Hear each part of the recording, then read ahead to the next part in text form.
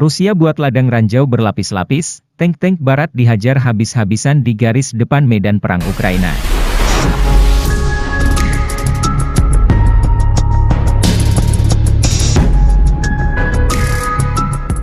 Jenderal yang bertanggung jawab atas serangan Ukraina di selatan mengatakan Rusia telah menciptakan ladang ranjau berlapis-lapis dan garis pertahanan yang dibentengi yang mempersulit peralatan militer, termasuk tank dan kendaraan lapis baja yang dipasok oleh Barat, untuk bergerak maju. Itulah mengapa sebagian besar tugas harus dilakukan oleh pasukan, kata Jenderal Oleksandr Tarnavsky kepada BBC. Dia mengatakan militer Rusia telah menunjukkan kualitas profesional dengan mencegah pasukan Ukraina maju dengan cepat. Saya tidak meremehkan musuh, tambahnya. Sejauh ini ada sedikit bukti bahwa tank dan kendaraan lapis baja yang dipasok Barat telah mampu memberikan keseimbangan yang menguntungkan Ukraina. Beberapa tank Leopard dan kendaraan tempur Bradley Amerika Serikat rusak atau hancur pada hari-hari pertama penyerangan di dekat kota Orikhiv. Brigade ke-47 Ukraina, yang sebagian besar telah dilatih dan diperlengkapi oleh Barat untuk mencoba menerobos garis Rusia, segera dihentikan di jalurnya oleh ranjau dan kemudian menjadi sasaran artileri. Rusia merilis beberapa video dari insiden tersebut yang mengklaim bahwa serangan Ukraina telah gagal. Pada kenyataannya itu adalah kemunduran awal daripada pukulan yang menentukan. Tim BBC sempat mengunjungi bengkel luar brigade yang sama, tersembunyi di hutan di belakang garis depan, tempat mereka sekarang mencoba memperbaiki lebih dari selusin kendaraan lapis baja, kebanyakan dari mereka adalah Bradley AS. Mereka pertama kali tiba tanpa cedera tetapi sekarang menanggung bekas luka pertempuran. Jejak rusak dan roda melengkung, tanda-tanda bahwa beberapa ranjau telah menghantam ranjau Rusia. Semakin cepat kita bisa memperbaikinya, semakin cepat kita bisa mengembalikannya ke garis depan untuk menyelamatkan nyawa seseorang, terang Serhiy, salah satu insinyur. Tetapi dia juga mengakui bahwa beberapa tidak dapat diperbaiki dan harus diambil suku cadangnya atau dikembalikan ke mitra kami, untuk dibangun kembali. Sementara baju besi Barat telah memberikan perlindungan yang lebih baik kepada pasukan Ukraina, itu belum mampu menembus barisan ranjau Rusia, salah satu penghalang terbesar untuk kemajuan Ukraina.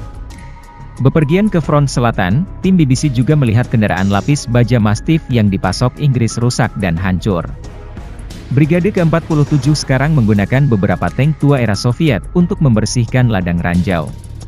Tapi mereka juga tidak bisa melarikan diri dari bahan peledak yang tersembunyi di dalam tanah, bahkan ketika dilengkapi dengan peralatan pembersih ranjau khusus. Di dekat garis depan, Komandan Tank Maxim menunjukkan tank T-64 miliknya yang baru saja rusak. Sudah dilengkapi dengan 2 rol di bagian depan untuk sengaja memicu ranjau. Dia kehilangan salah satu penggulung malam sebelumnya saat dia mencoba membuka jalan bagi pasukan. Biasanya rol kami dapat menahan hingga 4 ledakan, katanya. Tetapi Rusia, tambahnya, telah meletakkan ranjau di atas satu sama lain untuk menghancurkan peralatan pembersihan ranjau mereka. Ini sangat sulit karena terlalu banyak ranjau, ujarnya, menambahkan bahwa seringkali ada lebih dari 4 baris ladang ranjau di depan garis pertahanan Rusia. Sangat menyakitkan menyaksikan pertempuran berlangsung untuk Dok dan tim pengintai dronenya dari tentara relawan Ukraina. Dok, tanda panggilannya, mengambil bagian dalam serangan sukses tahun lalu di Kherson. Tapi dia mengatakan kali ini terbukti jauh lebih sulit. Untuk pertama kalinya dalam perang, tentara lebih banyak terluka oleh ranjau daripada artileri.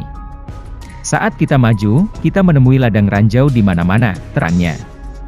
Dok menunjukkan kepada tim BBC tentang video yang baru-baru ini dia rekam dari salah satu drone miliknya saat pasukan Ukraina maju menuju parit Rusia. Ada ledakan besar segera setelah tentara masuk. Parit itu kosong tetapi dicurangi dengan ranjau. Dok mengatakan pasukan Rusia sekarang menggunakan ranjau yang dikendalikan dari jarak jauh. Ketika tentara kita sampai ke parit, mereka menekan tombol dan meledak, membunuh teman-teman kita, terangnya. Dia mengatakan dia melihat taktik itu digunakan selama 2 minggu terakhir dan menyebutnya senjata baru. Ada logika militer untuk serangan Ukraina di selatan. Itu dilihat sebagai kunci untuk membagi pasukan Rusia dan mencapai kota Melitopol dan Mariupol yang diduduki, sampai ke Crimea. Tetapi fokus pada sumbu ini berarti bahwa Ukraina sekarang juga menyerang garis pertahanan Rusia di mana mereka terkuat. Jenderal Tarnavsky mengatakan pasukannya melakukan pekerjaan keras dan telaten. Dia mengatakan, pertahanan apapun bisa dipatahkan tetapi Anda membutuhkan waktu, kesabaran dan tindakan terampil.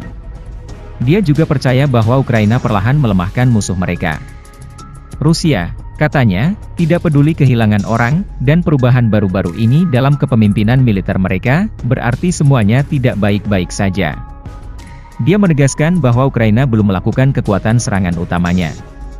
Lambat atau tidak, ofensif sedang berlangsung dan pasti akan mencapai tujuannya, katanya.